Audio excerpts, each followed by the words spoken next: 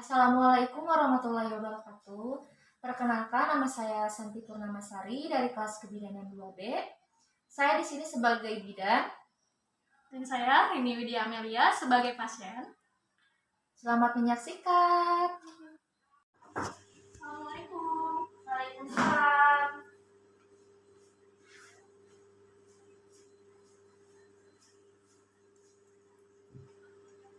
Ya Ibu, apakah ada yang bisa saya bantu? Iya Bu, ini saya tuh calon pelatih. Apakah bisa di sini untuk konsultasi? Ya bisa Bu, mari silakan. Bu, di sini saya akan melakukan penyuluhan ya tentang kesehatan reproduksi dan seksual terhadap janin. Kan Ibu kebetulan Ibu calon pengantin juga ya? Iya betul. Ya. Di sini yang saya akan jelaskan mengenai kesehatan reproduksi, hak reproduksi dan seksual, juga organ reproduksi. Terus organ reproduksi terhadap perempuan dan juga terhadap laki-laki. Terus persiapan kesehatan pranikah juga mengenai persiapan fisik, persiapan gizi dan imunisasi imunisasi tetanus. Kemudian ada juga menjaga kesehatan organ reproduksi dan juga menjaga kesehatan jiwa dan keharmonisasian terhadap pasangan suami istri.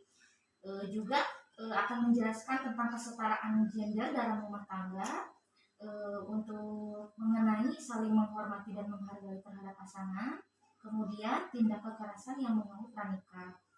Juga ada informasi tentang kehamilan juga dan perencanaan persalinan kontrasepsi, yaitu yang pertama kehamilan dari mulai masa subur, kemudian proses kehamilan juga, tanda-tanda kehamilan, kehamilan ideal dan kehamilan berisiko, juga tanda bahaya kehamilan. Juga ada kondisi emosional juga ya Bu ya. Dan juga ada program perencanaan persalinan dan pencegahan komplikasi atau P4K. Kemudian ada pilihan metode kontrasepsi bagi pasangan baru yang ingin menunda kehamilan juga.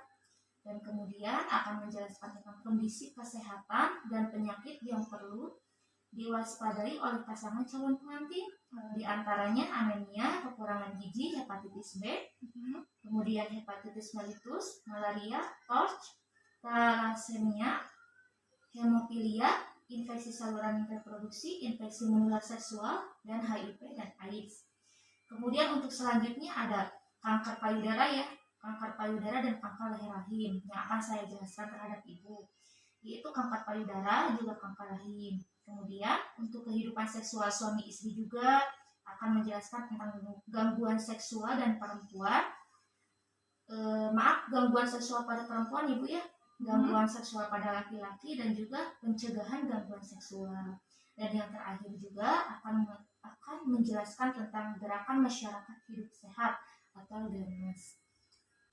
Suami dan istri haruslah memiliki kesehatan lahir dan batin yang baik. Salah satu indikasinya calon pengantin sehat adalah kondisi kesehatan reproduksinya baik Ibu, maupun ibu ataupun suami.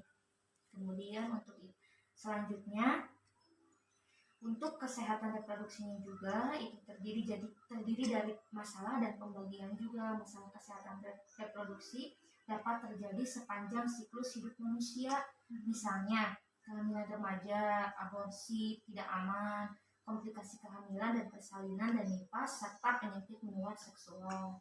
Kemudian untuk selanjutnya, pembagian peran sosial perempuan dan laki-laki mempunyai pengaruh besar terhadap kesehatan perempuan Bu, dan semakin nyata di dalam isu-isu kesehatan reproduksi. Namun keterlibatannya, motivasi serta partisipasi laki-laki dalam kesehatan reproduksi masih rendah. Nah Ibu, untuk selanjutnya menjaga kesehatan jiwa dan harmonisasi pasangan suami istri Bu. Nah, ciri-ciri jiwa sehat yaitu perasaan sehat dan bahagia, juga menyadari kemampuan diri dan merasa nyaman terhadap diri sendiri. Nah, untuk selanjutnya ada kesehatan gender terhadap rumah tangga Bu, yaitu saling menghormati dan menghargai. Pernikahan itu yang ideal dapat terjadi ketika suami dan istri saling menghormati dan menghargai satu sama lain, misalnya dalam pengambilan keputusan. Jadi kalau misalkan sudah menikah, apabila ingin mengambil keputusan itu harus bersama ibu, jangan satu sebelah pihak. Untuk selanjutnya saling membantu dan pekerjaan rumah, tenaga, pengasuhan dan pendidikan anak. Jadi emang ini semua kegiatan untuk istrinya, tapi akan lebih bagus jika dibantu dengan suami ya Bu. Jadi saling antara suami dan istri itu. Terus untuk selanjutnya perencanaan kehamilan dan kesertaan ber-KB merupakan keputusan bersama. Nah, apabila ibu ingin melakukan KB juga, ibu itu harus berkomunikasi baik dan bukan bekerja sama, harus merencanakan dengan baik, jangan sebelah pihak. Misalkan ibu mau pengen ber-KB, suaminya mah enggak, jangan gitu ya Bu. Nah, untuk selanjutnya suami mendukung pelaksanaan ASI eksklusif. Apabila ibu sudah mempunyai anak, nanti ibu mau menggunakan ASI formula atau mau menggunakan ASI saja? Dua-duanya sih Mbak. Dua-duanya. Nah, itu lebih baik dan lebih bagus si suami itu mendukung terhadap pemberian. Apabila si suami mendukung terhadap pemberian ASI eksklusif terhadap si bayi itu. Kemudian untuk selanjutnya tindak kekerasan yang mengganggu pernikahan Bu. Hal-hal yang harus dihindari nih dalam pernikahan yaitu kekerasan secara fisik, misalnya memukul, menendang, menampar, menjambak rambut, menyundul dengan rokok dan melukai. Nah itu kalau sudah begitu ibu harus dihindari ibu ya, sama si bapaknya juga, suaminya juga. Kemudian untuk selanjutnya kekerasan secara psikis, misalnya menghina, mengeluarkan komentar yang merendahkan dan melarang pasangan yang mengunjungi saudara atau teman atau mengancam. Nah ini sangat berbahaya sekali ya Bu ya. Kemudian untuk selanjutnya kekerasan seksual, misalnya memaksa dan menuntut berhubungan seksual. Si suaminya terus menuntut istrinya untuk terus berhubungan seksual setiap hari misalnya, sedangkan istrinya itu sedang capek atau kelelahan, tapi si suaminya terus menuntut untuk hubungan seksual. Ini sangat dihindari sekali ya Bu ya. Untuk selanjutnya penelantaraan, misal tidak memberi nafkah lahir dan batin, melarang pasangan bekerja. Nah ini bisa saja ibu kalau misalkan sudah menikah, sudah suami istri kan suka ada ya istri yang nggak diizinkan untuk bekerja, padahal itu tidak apa-apa Bu, padahal itu untuk menambah dan membantu si suaminya juga agar tidak berat mencari nafkah. Nah, untuk selanjutnya eksploitasi, yaitu memanfaatkan atau memperdagangkan dan memperbudak pasangan. Ini sangat miris sekali ya Bu ya, mudah-mudahan tidak terjadi kepada ibu. Untuk selanjutnya yaitu solusi untuk mengatasi tindak kekerasan Bu. Apabila terjadi tindak kekerasan, maka sebaiknya suami ataupun istri berupaya mencari solusi lebih dahulu dengan cara berdialog atau mencari bantuan mediasi dan menceritakan kejadian kepada orang tua, kemudian teman atau kerabat yang terpercaya. Jadi kalau misalkan ibu untuk selanjutnya yaitu informasi tentang kehamilan, perencanaan persalinan dan kontrasepsi ya Bu. Atau yang pertama masa subur. Dalam masa subur ibu bisa memperhatikan yang berikut ini ya Bu. Masa subur adalah saat indung telur atau ovarium melepas sel telur atau ovum yang sudah siap dibuahi ke dalam saluran indung telur atau tuba falopi. Nah, di sini paling mungkin terjadi karena pada periode tersebut dapat sel telur yang matang dan siap dibuahi. Antara lain, masa subur dapat diketahui dengan cara menghitung ovulasi atau masa subur pada wanitanya. Misalkan ibu mau berhubungan seksual, nah ibu mau dilihat dulu dari menstruasinya ibu biasanya terjadi pada tanggal berapa, nah gitu ya Bu. Terus yang selanjutnya puncak masa subur biasanya terjadi pada 13 hari setelah hari pertama haid. Nah ini teh dinamakan masa subur setelah 13 hari sebelum haid. Nah untuk selanjutnya tanda-tanda masa subur ya Bu. Perubahan lendir atau serviks, juga ada dorongan untuk tanda-tanda masa suburnya. Ibu bisa melihat. Nah Ibu, untuk tanda-tanda masa subur terdiri dari perubahan lendir atau serviks, juga dorongan seksual meningkat, dan juga temperatur suhu tubuh meningkat dan payudara lebih lunak Bu. Ini tanda-tandanya masa subur Bu. Nah untuk selanjutnya yaitu proses kehamilan. Untuk proses kehamilan itu sendiri yaitu sel telur yang matang dibuahi oleh sperma, kemudian sel telur yang telah dibuahi sperma menempel di lapisan dinding rahim, kemudian dalam 120 hari pertama embrio berkembang, kemudian memasuki usia kehamilan lebih lanjut dan embrio berkembang mengikuti tahapan kehidupan instansi menjadi janin atau bayi. Kemudian kehamilan ini biasanya terjadi sampai 9 bulan 10 hari ya Bu ya. Kemudian untuk selanjutnya yaitu tanda-tanda kehamilan. Nah untuk selanjutnya Bu, tanda-tanda kehamilan. Terdapat tanda-tanda kehamilan antara lain tidak menstruasi, timbul rasa mual dan muntah, dan juga tidak nafsu makan. Kemudian apabila ibu dites PEG hasilnya positif Bu. Pada usia kehamilan lebih lanjut dengan alat tertentu dapat terdengar detak jantung janin.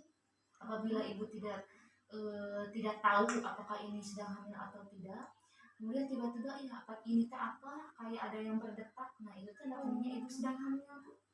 Nah terus selanjutnya perut membesar juga yang dirasakan oleh ibu. Perut ibu itu terasa membesar dan terasa ada sedikit sesak Bu, karena ada janin yang akan tumbuh di dalamnya.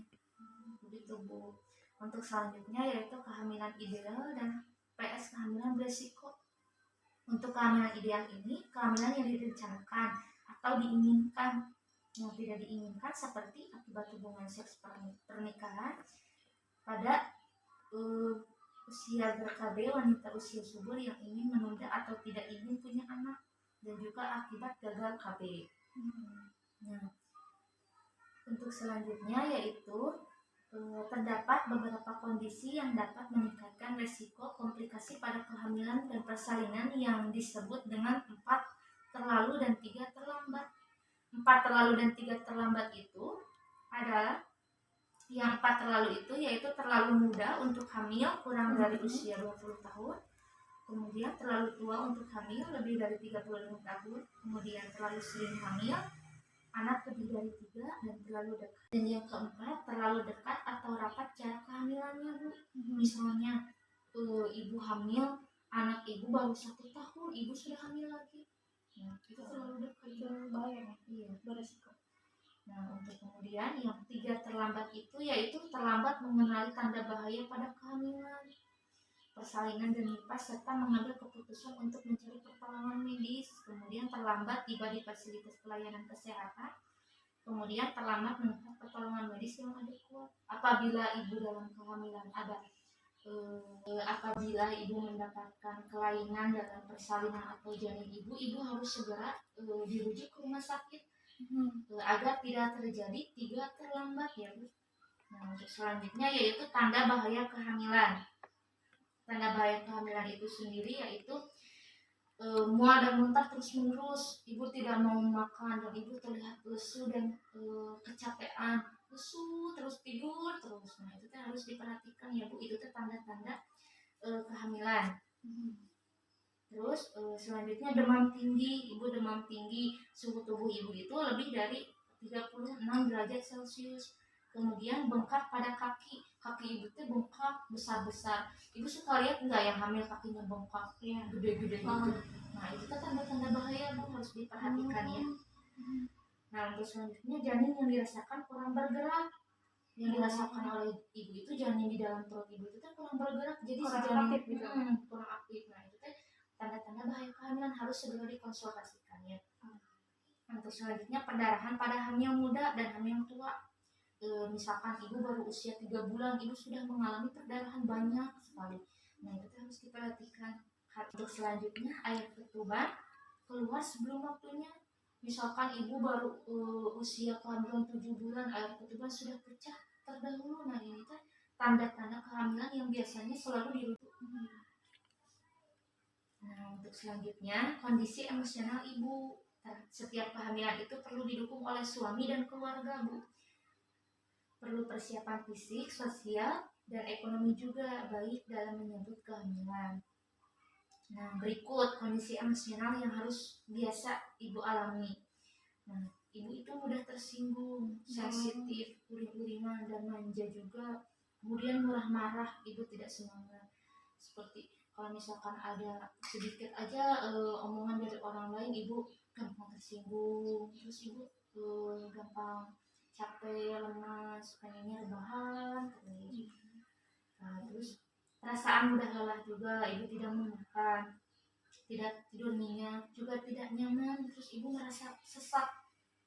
Nah, kemudian mencemaskan perubahan fisiknya terhadap perkembangan bayinya dalam rahim. Ibu khawatir bila bayinya meninggal atau cacat. Nah, ini sering terjadi dalam ibu hamil, Bu. Ini hal yang lumrah, Bu, dalam ibu hamil. Ibu-ibu manapun kalau misalkan lagi hamil pasti merasakan posisi emosional ini. Kemudian merasa belum siap menjadi orang tua. Ini hal yang lumrah juga dan ingin diperhatikan. Kemudian untuk selanjutnya, program perencanaan persalinan dan pencegahan komplikasi atau P4K ya, Bu. Ini merupakan kegiatan dalam rangka meningkatkan peran aktif suami, keluarga, dan masyarakat dalam menjaga ibu hamil, termasuk merencanakan persalinan yang aman, persiapan dan menghadapi kemungkinan terjadinya komplikasi pada saat hamil, dan juga perencanaan pengguna KB pasca persalinan. Nah, tujuannya yaitu setiap ibu hamil terdata dan diketahui keberadaannya, adanya perencanaan persalinan sehingga dapat diambil keputusan yang cepat dan tepat. Kemudian masyarakat sekitar dapat segera memberikan bantuan apabila dibutuhkan. Nah, setiap ibu hamil mendapatkan buku KIA. Nanti ibu kalau misalkan hamil, ibu pasti mendapatkan buku KIA. Buku KIA ini bertujuannya untuk mengetahui keberadaan ibu dan janinnya, apakah baik atau tidak. Seperti itu. Nah, untuk selanjutnya pilihan metode merokok atau terpapar asap rokok. Nah, ini juga bisa terjadi kanker serviks juga ya, Bu ya. Untuk pencegahannya, kanker lain ini dilakukan melalui imunisasi HPV secara mandiri. Nah, untuk selanjutnya yaitu kehidupan seksual suami istri ibu. Nah, kehidupan seksual ini suatu hubungan yang dibina oleh suami dan istri, Bu, di mana masing-masing pihak dapat memperhatikan bentuk kasih sayang cintanya lewat sebuah tindakan pribadi yang dilakukan berdua. Nah, kemudian untuk gangguan seksual pada perempuan yaitu gangguan dorongan seksual, misalnya seksual hiperaktif atau frigid atau hiperaktif, gangguan bangkitan seksual, juga rasa sakit atau tidak nyaman setelah ibu melakukan tindakan seksual. Ibu merasakan sakit, terus tidak nyaman ya. Selalu diingat bahwa kehidupan seksual adalah milik bersama dan dibina oleh bersama. Kemudian bersikap dan berbicara secara terbuka. Jaga kesehatan tubuh dan jiwa juga, Bu. Harus sehat, hindari gaya hidup tak sehat seperti merokok, stres, kurang tidur, pola makan tidak baik, dan tidak berolahraga. Terus selanjutnya jangan konsumsi obat atau ramuan. Juga jaga keseimbangan antara kesibukan dan relaksasi, dan juga selalu usahakan untuk memiliki waktu khusus hanya berdua dengan pasangan ya, Bu. Nah, terus selanjutnya yaitu gerakan masyarakat hidup sehat atau GEMAS. Yang disebut GEMAS adalah gerakan masyarakat hidup sehat adalah suatu tindakan yang sistematis dan terencana yang dilakukan secara bersama-sama, Bu. Tujuannya untuk kesehatan terjaga, produktif, lingkungan bersih, biaya untuk obat berkurang. Terima kasih. Mohon maaf bila ada kesalahan. Wabillahi taufiq wal hidayah. Wassalamualaikum warahmatullahi wabarakatuh.